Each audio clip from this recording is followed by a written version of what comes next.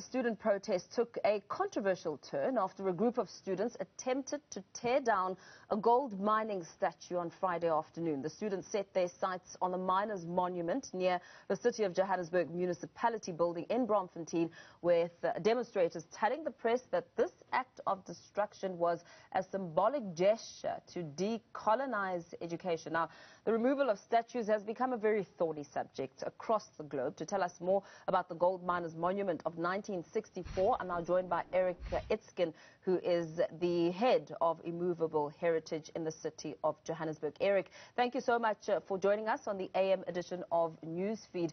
We all watched, I suppose, with a bit of shock as we saw a group of students trying to pull down, with a string, a rope attached to the necks of these statues, trying to bring them down.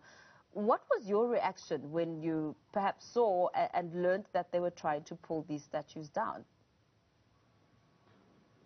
Well, first of all, surprise and some dismay about the well-being of the statue. And I suppose also some sense of concern for the students, the demonstrators, because this happens in a particular social context. I think the action arises from some sense of frustration and desperation, around people's very understandable efforts towards gaining accessible education. So it does reflect on the tensions and inequalities in the wider society. I think it has to be seen in that way as well. And what is it that that you'd like for us to understand about this miner statue and its significance and relevance in modern society? Okay, I think it's really helpful to unpack the meaning of and the symbolism of the monument in order to appreciate what it stands for and really to take stock of to what extent does it have value for us today in Johannesburg and in the country. So if you'll allow me, I'll give you some background. You did mention it arose in 1964. I think the name is very significant, the Miners' Monument. It is a tribute recognizing the mine workers who struggled and toiled underground in terrible conditions, often dangerous conditions as well, for small remuneration. And I think the value of the monument is that it projects these people, the ordinary mine workers, as the heroes, the people who contributed to the growth of the city and of the Witwatersrand as an economic powerhouse for South Africa. Those people, faced these terrible conditions, and that should never be forgotten. It is quite different, I think, to your typical colonial statue. Colonial monuments would tend to glorify the rich and powerful, and in our situation, you might have had a monument, praising and glorifying the landlords, the great mine owners who profited. But instead, this is a monument that focuses on the actual workers who built the city and created the wealth, and I think it has value in terms of that. Today we see the mining industry in a long-term decline, But it's important also to remember that it had this tremendous power, this great transformative period of growth, where it brought about the founding of Johannesburg, and created all kinds of development, even in terms of education. The present University of the Witwatersrand began as the School of Mines. And honestly speaking, one wouldn't have had the kind of infrastructure development that we have experienced without the mining industry, but particularly, the work of black miners, I would say, with a backbone.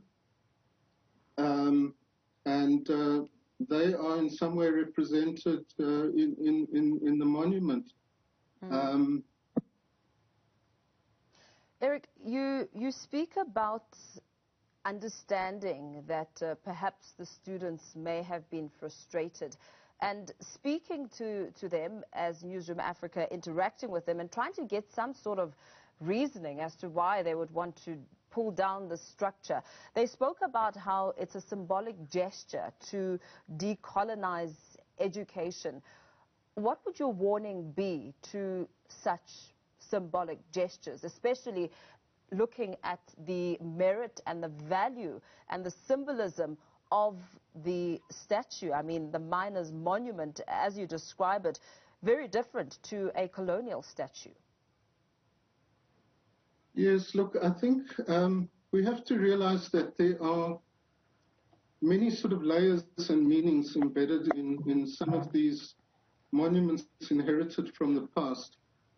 So we can extract a positive message from the monument, that this is actually a people's monument that has meaning for poor people, for, let's say, for instance, the children of mine workers who gave their lives. There are also these other elements about the harsh conditions and the suffering, which one should, I think, face and look at these monuments quite critically, evaluate their benefits and their shortcomings, and see them as part of an effort to understand and also to deal with the issues of the past and the present. I mean, the issue of inequality, exploitation, that runs through the story of mining. It runs through the very fabric of our society, and that's not just historical. I mean, we grapple with these issues very much today. So I think that the monuments can be an opportunity for reflection, for debate, and to inspire us to actually build a better, more equitable society all round, economically, in terms of education, and in terms of our personal understanding and sense of tolerance as well, I think. This protest became more than just about fees and the students' plea and that list of demands sent to government officials. We also witnessed a man who was killed, Mthokozi Sindumba, had nothing to do at all with the protests, was coming out of a clinic, and then, then he was killed during this process. Then we saw a sticker being put on the words De Beer to now reflect Ndumba, to say that the street should be renamed Ndumba Street. What are the processes that would need to follow if such a decision was made? Okay, well, I'm pleased you raised that. We did take note of this informal renaming process that happened on the street, so to say. And of course, all of us, I think, around the country felt very, very shocked and saddened by the death of Mr. Ntumba. Now, I mean, it's really important that not only monuments but other symbolic features like street names need to be relevant and meaningful. And for that reason, we do, from time to time, rename streets. Usually, it's done where a street name might be offensive, or it could be just to build goodwill and social cohesion and to help take us forward as a society. And I think this falls into that latter kind of effort very much. So we feel great sympathy with the idea of renaming to commemorate Mr. Ntumba at this particular site. And we do want to assist with formalizing and recognizing the process at the city. There is a sort of a standard procedure where we need to consult the public.